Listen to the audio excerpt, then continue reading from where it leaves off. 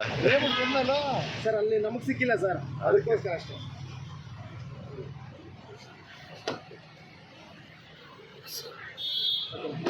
Sir ಹೇಳಿ sir, ಇವತ್ತು ಮತದಾನ ಮಾಡಿದ್ರಿ, ನಿಮ್ಮ JDS ಶಾಸಕರು ಹೋಗಿನ ಮುಂಚೆನೇ ಹೋಗಿ ಮತದಾನ ಮಾಡಿದ್ರಿ. ನನಗೆ ಹುಷಾರಿಲ್ಲ, ಓದಿಲ್ಲ, ಬೇಯಿಸುವುದು, ಆಂಟಿಬಯೋಟಿಕ್ ಮಾತ್ರ ತಗೊಂಡು ರಾತ್ರಿ ಮಲಗಿದ್ದು, ಬೆಳಿಗ್ಗೆ ಎದ್ದೆ ಓಟ್ ಹಾಕ್ತೆ ಬಂದೆ. ಮತ್ತೆ ಬೇರೆ ಏನಿದೆ? ನಿಮ್ಮ ಪಕ್ಷದಲ್ಲಿ ಒಂದಷ್ಟು ಜನ ನೀವು ಅಡ್ಡ ಮತದಾನ ಹಾಕಿದ್ದಾರೆ, ಅವರು ಕಾಂಗ್ರೆಸ್ನ ಪರವಾಗಿ ಓಟ್ ಹಾಕಿದ್ದಾರೆ ಅನ್ನೋದು ಒಂದಷ್ಟು ಮಾಹಿತಿ ಸರ್. ಅವ್ರು ಯಾರು ಹೇಳಿದ್ದಾರೆ ಅದೆಲ್ಲ ಸಾಬೀತು ಮಾಡ್ಯಾರ. ಅವೆಲ್ಲವೂ ಕೂಡ ನಮ್ಮ ಮತದಾನ ಒಂದು ಅವ್ರ ಆತ್ಮಸಾಕ್ಷಿ ಅನುಗುಣವಾಗಿ ಮಾಡ್ತಕ್ಕಂಥ ಒಂದು ಮತದಾನ. ಅದು ಸೀಕ್ರೆಟ್ ಓಟ್ ಆಗ್ತಕ್ಕಂಥದ್ದು. ನಾವೆಲ್ಲೂ ಕೂಡ ನಮ್ಮ ಆತ್ಮಸಾಕ್ಷಿಗೆ ಅನುಗುಣವಾಗಿ ಮತ ಹಾಕಿದ್ದೀವಿ.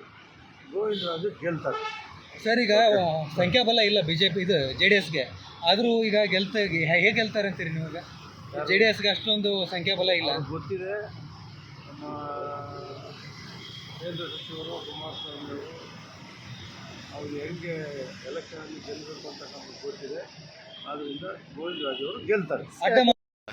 ಬಂದಲ್ಲ ಸರ್, ಅಲ್ಲಿ ನಮಗೆ ಸಿಕ್ಕಿಲ್ಲ ಸರ್, ಅದಕ್ಕೋಸ್ಕರ ಅಷ್ಟೇ.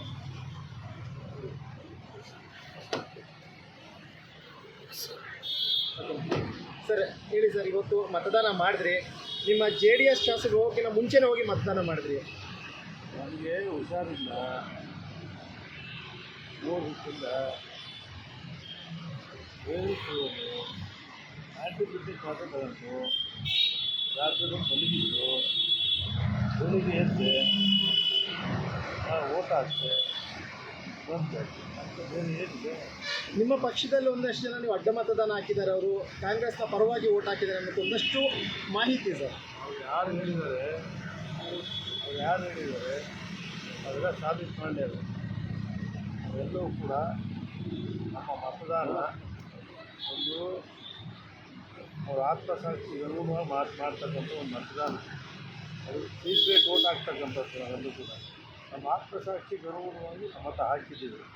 ಗೋವಿಂದರಾಜು ಗೆಲ್ತಾರೆ ಸರ್. ಈಗ ಸಂಖ್ಯಾಬಲ ಇಲ್ಲ BJP ಇದು JDSಗೆ, ಆದರೂ ಈಗ ಹೇಗೆ ಗೆಲ್ತಾರೆ ಅಂತೀರಿ ನೀವು? ಈಗ JDSಗೆ ಅಷ್ಟೊಂದು ಸಂಖ್ಯಾಬಲ ಇಲ್ಲ. ಗೊತ್ತಿದೆ.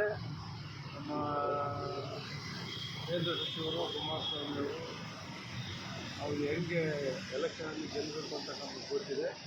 ಆದ್ದರಿಂದ ಗೋವಿಂದರಾಜು ಅವರು ಗೆಲ್ತಾರೆ.